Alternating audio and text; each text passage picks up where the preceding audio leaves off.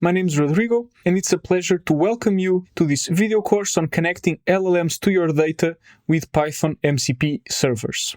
In this course, you're going to understand what MCP is, what it stands for because it's an acronym, and what it is used for.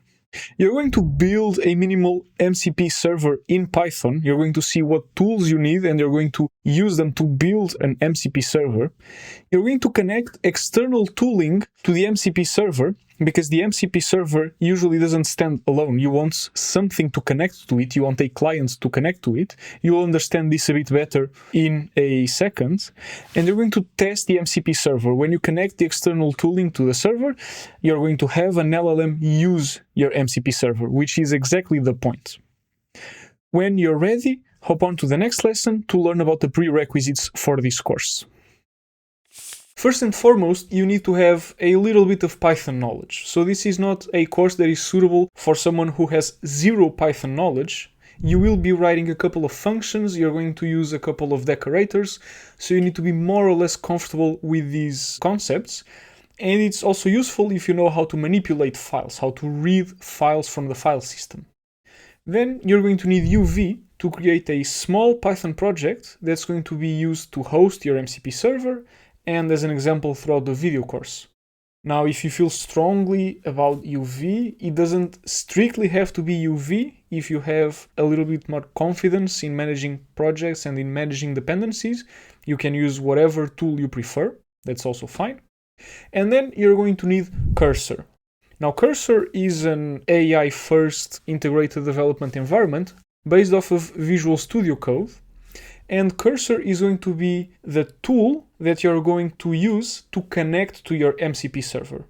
You're not going to use Cursor as an IDE. You probably have a favorite IDE. Programmers typically feel strongly about their favorite IDEs, and that's perfectly fine. You're going to use Cursor for the capabilities that it has to connect to MCP servers.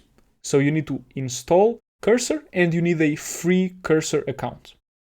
Again, that's not strictly required because other tools can connect to MCP servers, but in this video course, you're going to be shown how to do it with Cursor. After you're sure you meet all of the requirements, feel free to hop on to the next lesson where we're going to learn about the basics of MCP. MCP stands for Model Context Protocol, but what does that even mean? Think about QR codes for a second. QR codes are typically black and white images that encode data, for example, URLs to websites. If you open a QR code generator, you type in some data and you get an image out. The image isn't generated arbitrarily. There's a set of rules that determine exactly how a URL becomes a QR code. On the other hand, if you grab your phone, you open the camera and you scan a QR code, your phone is also aware of how QR codes work and then is able to decode those black and white squares and turn the image into a URL. And there's an analogy here between QR codes and MCP, the Model Context Protocol, and MCP servers and MCP clients, which are the things you're going to learn about in this course. Specifically, the MCP server, you can think of it as the tool that generates the QR code. In a way, the MCP server is aware of these rules that you can use to expose LLMs to tools, resources, and prompts. You'll understand what tools, resources, and prompts are in the upcoming lessons. For now, just think of them as ways of extending the behavior of an LLM. And the Model Context Protocol is just a set of guidelines, a set of rules that you must follow in order to be able to extend the LLM with tools, resources, and prompts. On the other hand, an MCP client is the tool that connects to an LLM and that gives it the opportunity to interact with the MCP server. You can think of it, broadly speaking, as the tool that scans the QR code, because it's the side that's consuming the information. But in the end, the Model Context Protocol really is just a set of rules that establishes how MCP servers and how MCP clients should communicate so that you can extend LLMs with your data. Given these rules, you could write, in pure Python, you could write an MCP server. But that would be very cumbersome.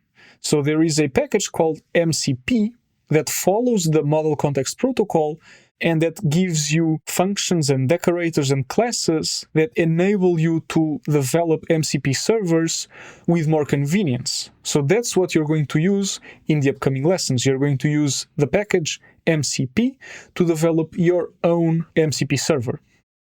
Towards the end of the video course, you're going to use an MCP client to test your MCP server. But this MCP client will be Cursor, the prerequisite that was mentioned in the previous lesson, and it's not going to be built by you. Just for the sake of convenience, you're going to use an MCP client that is already functional. Once you're ready to get started setting up the projects for your MCP server, move on to the next lesson. In this video course, the example MCP server you're building is going to expose sales data to an LLM. That's the example you're going for. And in order to get there, you're going to need to set up a couple of things. First, you're going to create a UV project, which is where you'll have your code and where you're going to manage the dependencies, namely on the package MCP, which is the Python package that allows you to create MCP servers. You're going to install the MCP dependency in that project, and then you're going to download the file sales.csv from the downloadable materials for this course. This file sales.csv is a fake CSV file with some dummy data that's just there to help you materialize the example so that you're not creating an MCP server that does nothing. To create the UV project, go ahead and open your terminal and run the command uv init mcp data. This will create a project called MCP data inside the current directory, so you press enter, and then you can cd into MCP data. If you list the contents of the directory, you will see a couple of files and folders. Main.py is the file where you'll write your code, and pyproject.toml is a file that contains some metadata about your project. Now, don't worry too much about the structure of this folder, but if you want to learn more about how to use UV to manage Python projects, Real Python has a great video course on this that was also recorded by yours truly. If you don't want to use UV, feel free to set up a project with whatever tool you want, but the most important thing is that you have a way to install the package MCP in an isolated environment. That could be a pip install into a virtual environment you created. That could be adding a dependency to whatever project management tool you're using. If you're using UV, all you have to do is write uv add mcp. You press enter, you give it a couple of seconds, and the dependency is installed along with its transitive dependencies. So every package that MCP depends on was also installed. After you set up the project and the dependencies, you'll want to download the file sales.csv, and you'll want to put it in this directory under a subfolder called data. So go ahead and run mkdir make dir data, and then you want to copy the sales file into, or download the sales file into that folder. Once you've downloaded the file and copied it into the directory data, you can cd into data, and then you can run the command cat sales.csv to take a quick look at the file. As you can see, it's a very short file. It only has 2 columns, customer and amount, and it lists some imaginary sales that were made to some customers for a certain amount. And this is the dummy data you're going to use to test your MCP server later on. When you're ready to start developing the MCP server, meet me in the next lesson. Remember that a couple of lessons ago, you learned that an MCP server can expose your LLM to tools. What are these tools? Tools in the context of MCP are dynamic functions that interact with the environment, with your environment, and that an LLM might call when it determines that such a tool would be useful. For example, in the context of your sales data, you're going to develop a tool that provides the LLM with the sales information for a specific customer. So, whenever you're interacting with the LLM and you ask queries, you write prompts that are related to specific sales of specific customers, the LLM might determine that calling this function, so a tool really is just a Python function in the end, calling this function might be useful because it will provide extra information.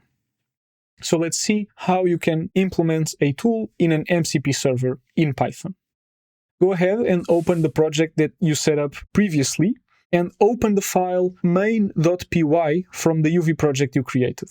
If you created the project with UV, you will have a couple of lines of code already.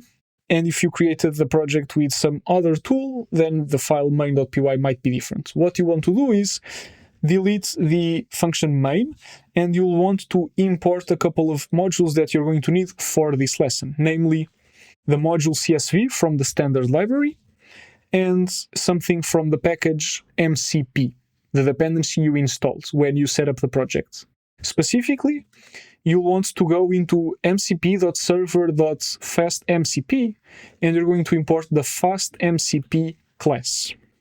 This is the class that you're going to use to create your server. And go ahead, just instantiate the fastMCP class, give it a readable name. This is going to be your sales MCP server, and you can save that as the variable MCP. To create a tool in an MCP server, you need two things. You need the function that implements the functionality you care about, and you need a decorator from the variable MCP, a decorator from your server. What does that look like? Well, let's start with the function. You're going to write a function that's going to get sales from a specific customer, and that function accepts a customer name, which is a string. It's going to return a list of integers that represents all of the sales for that customer. It's important that you use type hints for the return value and also docstring, because that's the meta information that the LLM uses to determine whether or not to use your function. So in here, a short docstring will be fine. You can write something like get a list of all sales totals for a given customer. And then you write the code that implements this function. First, you're going to initialize an empty list, and then you're going to open your data file. Now, this file, if you follow the setup instructions from a couple of lessons ago, should live in a subfolder called data, and you're going to open the file for reading, and then you're going to use the module CSV from the standard library to create a CSV reader, which provides a convenient way of working with CSV files in Python. Now you're going to go through the rows of the CSV, and you're going to split them into the name of the customer and the amount they paid.